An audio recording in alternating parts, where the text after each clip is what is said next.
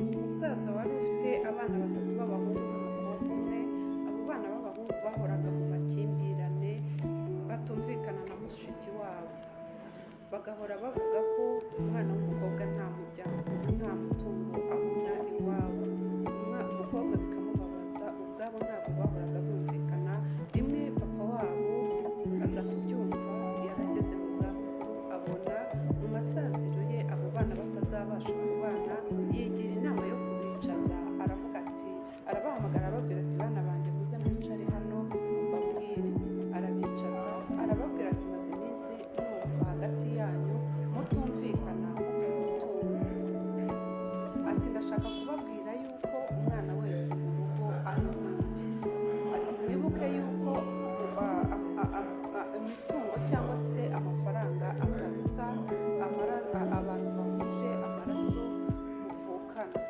Imitungo urayishaka ukayigira ari myinshi ariko irashira, ariko urugo rurimo amahoro ubwumvikane ruraramba. Abavandimwe rero bafite amahoro n'ubwumvikane bararamba, ariko imitungo iragwira ikanashira, uyishaka ikaba myinshi. Abana bamuteze amatwi bose bararebana baratuza, nta n'umwe wigeze avuga. Baratuje baraceceka, ntacyo bavuze. Amaze kubibabwira arahaguruka afata inkoni ye arayishinga, arababwira ati, ko mwavutse mugakura mukundana, mugakina, mugasangira, urwo rukundo mwagiraga mwarushyize hehe ko mukura muhinduka? Bwa busabane mwagiraga muri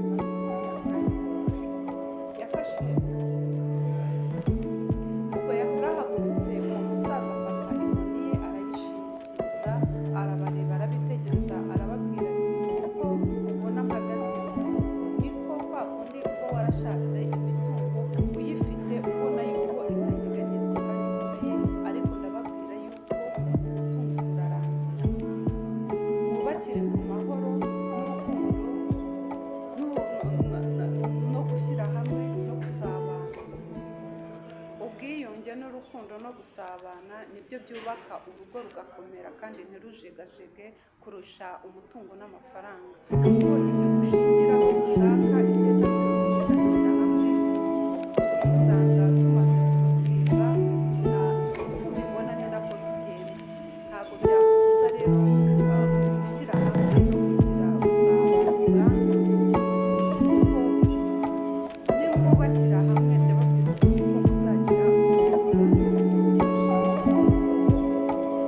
uyu musaza n'abana be rero uko muteye. Abana biyumvisha ko hari abiyumvisha ko abana b'abakobwa batagira, kera niko byari bimeze, ariko ndahamya yuko twebwe atari ko tubivuga. Twebwe twamaze kumenya yuko abana bose, umwana wese ni uwundi, kandi muri iki gihe, igihe cyacu, abana ntibingana, abana bose ni kimwe, nta mukobwa, abana bose ni kimwe kandi bakora bimwe, n'ubwenge bwose ni kimwe. Ntabwo rero bifatwa nk'icya kera ngo umukobwa nta jambo yagiraga kimwe n'umuhungu, umudamu nta jambo yagiraga. Ugasanga umukobwa bavuga yuko ari umwana wundi ngo kubera yuko amara gukura agashaka ahandi, ubwo ngubwo ngo yagiye mu muryango. Niyo mpamvu mu muryango wundi we yashatsemo, niyo mpamvu wasangaga bavuga ko umukobwa nta mutungo agira iwabo, umukobwa nta muryango. Mbese ni ukuvuga ngo niba wenda tuvuge ngo kwa kundi bavuga ngo ni umusinga, ni umwega, ni umunyiginya, ubwoko buva ku mukobwa, buva ku mukobwa, ariko wenda ibyo ngibyo wasanga n'ubu ngubu ariko bikimeze bakigenda, kuko hari ukuntu iyo umaze kubyara abana cyangwa se we waravutse usanga uvuga uti, iwacu barabasiga umusinga, kubera yuko papa yari umusinga cyangwa yari umwega nanjye ndi umusinga, cyangwa ni umwega nta n'umwegera. Ugasanga ntabwo bavuga ngo ubwoko bwabo. Ariko rata mbere yuko dusoza bagereka mwibarize, unarumva umuntu uvuga ati, mama ni umwega nanjye ni umwega. Ese wa mugani koko ababyeyi b'abamama bo bameze bate? Data wowe urabivuga iki? Kubera iki batabivuga gutyo?